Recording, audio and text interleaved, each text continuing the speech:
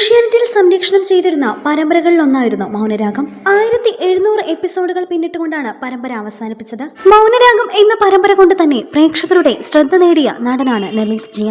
ഇപ്പോഴിതാ ഒരു പുതിയ വിശേഷം പങ്കുവച്ചിരിക്കുകയാണ് നലീഫ് ജിയ. ഏഷ്യാനെറ്റിലെ മൗനരാഗം എന്ന പരമ്പരയിൽ കിരൺ എന്ന കഥാപാത്രത്തെയാണ് നലീഫ് ജിയ അവതരിപ്പിച്ചത്. എന്നാൽ ഇപ്പോഴിതാ പുതിയൊരു വിശേഷവുമായി എത്തിയിരിക്കുകയാണ് നലീഫ് ജിയ. വീണ്ടും മിനി സ്ക്രീനിലേക്ക് നായകനായി എത്തുകയാണ് നലീഫ്. ഇതൊരു മലയാളം പരമ്പരയല്ല, വിജയ് ടിവിയിൽ സംരക്ഷണം ചെയ്യാനിരിക്കുന്ന പരമ്പരയാണ്. കാതൽ കാതൽ കാതൽ എന്നാണ് പരമ്പരയുടെ പേര്.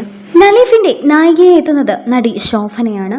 ഒരു ഓഫീസിലെ എംപ്ലോയിക്ക് തന്റെ ബോസിനോട് തോന്നുന്ന ഇഷ്ടമാണ് പരമ്പരയുടെ കഥ.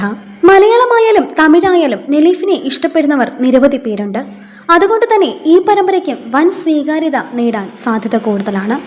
നിങ്ങൾക്ക് നലീഫ് ജിയെ ഇഷ്ടമാണോ എങ്കിൽ കമന്റ് ചെയ്യാൻ മറക്കല്ലേ. വീഡിയോ ഇഷ്ടമായാൽ ലൈക്ക് ചെയ്യാൻ മറക്കരുത്.